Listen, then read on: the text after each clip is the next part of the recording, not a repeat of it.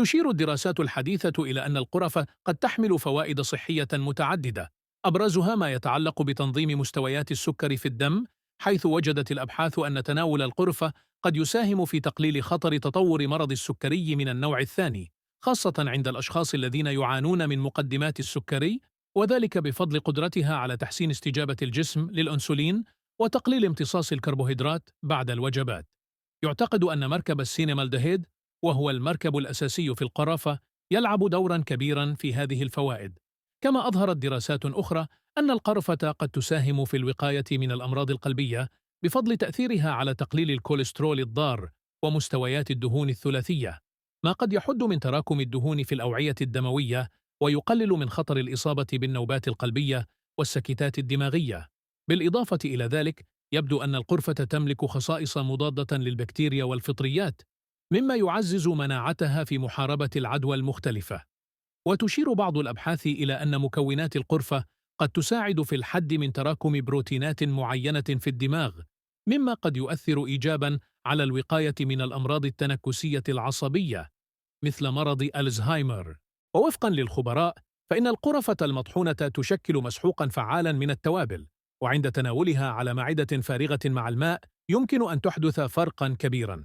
تتمتع القرفة بخصائص مضادة للميكروبات الطبيعية، والتي يمكن أن تساعد في مكافحة الالتهابات وتحسين صحة الفم. يمكن أن تساعد في تهدئة الانزعاج الهضمي، وقد تخفف من أعراض الانتفاخ والغازات كما يلي: أولاً، تحسين صحة الجهاز الهضمي. وفقاً للخبراء، يساعد ماء القرفة في تنظيم الهضم عن طريق تحفيز الإنزيمات الهضمية. يمكن أن يساعد أيضاً في تخفيف الانزعاج الهضمي والانتفاخ والغازات. تنظيم مستويات السكر في الدم.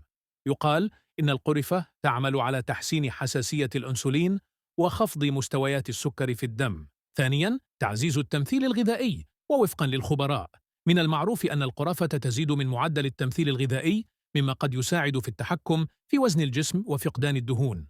ويقال إن شرب ماء القرفة يمكن أن يساعد في حرق السعرات الحرارية بكفاءة أكبر. ثالثاً، تقليل الالتهاب. وتحتوي القرفة على خصائص مضادة للالتهابات يمكن أن تساعد في تقليل الالتهاب في الجسم وتخفيف الألم وعدم الراحة المرتبط بحالات مثل التهاب المفاصل أيضاً. رابعاً، مضادات الأكسدة. وثبت أيضاً أن القرفة مليئة بمضادات الأكسدة، والتي تساعد في مكافحة الإجهاد التأكسدي وحماية الخلايا من التلف، بما يمكن أن يقلل من خطر الإصابة بالأمراض المزمنة. خامساً، حماية القلب.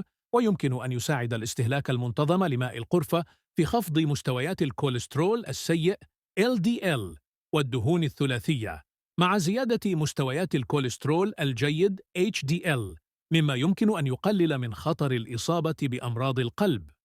سادساً، تعزيز جهاز المناعة. تساعد الخصائص المضادة للميكروبات للقرفة في محاربة الالتهابات وتقوية جهاز المناعة. ويقال إن شرب ماء القرفة على معدة فارغة بانتظام يمكن أن يساعد في درء الأمراض. سابعاً، تحسين صحة الدماغ. يقال أيضاً إن القرفة يمكن أن تحسن الوظائف الإدراكية وتحمي من الأمراض العصبية التنكسية مثل الزهايمر، لأنها ثبت علمياً أنها تعزز الذاكرة وصحة الدماغ. ثمانية، إنقاص الوزن. ثبت أن القرافة تساعد في تنظيم مستويات السكر في الدم وتقليل الرغبة الشديدة في تناول الطعام، مما يمكن أن يساعد في إنقاص الوزن. التاسع، تعزيز الحالة المزاجية. يمكن لرائحة القرفة أن تخفف من التوتر، مما يساهم في الصحة العقلية بشكل عام. خصائص مضادة للميكروبات. وتتمتع القرفة بخصائص مضادة للميكروبات الطبيعية، وهو ما يمكن أن يساعد في محاربة البكتيريا والفطريات. الآثار الجانبية المحتملة للقرفة: يمكن أن يعاني بعض الأفراد من ردود فعل تحسسية، مما يؤدي إلى أعراض مثل تهيج الجلد أو صعوبة التنفس، كما أن الجرعات العالية ربما تسبب اضطراباً في المعدة أو غثياناً أو إسهالاً. ومن المرجح أن الكميات العالية من الكومارين في أنواع معينة من القرفة يمكن أن تتسبب في تلف الكبد وتقرحات الفم وردود الفعل التحسسية، في حين أنها يمكن أن تساعد في خفض نسبة السكر في الدم، إلا أن تناول الكثير من القرفة قد يسبب نقص السكر في الدم، وخاصة عند الأفراد الذين يتناولون أدوية السكري.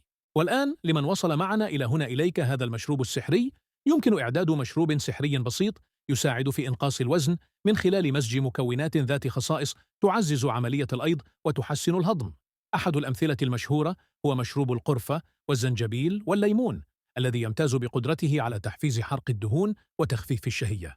الوصفة الأولى: ماء دافئ كوب كبير، عصير نصف ليمونة يساعد في تحسين الهضم وإزالة السموم، 3 ملعقة صغيرة من العسل الطبيعي للتحلية بشكل صحي وتزويد الجسم بالطاقة، 4 ملعقة صغيرة من القرفة لتحسين مستويات السكر في الدم وتقليل الشهية، 5/4 ملعقة صغيرة من الزنجبيل المبشور ينشط الأيض ويحسن عملية حرق الدهون. طريقة التحضير الأولى: اخلط جميع المكونات في الماء الدافئ.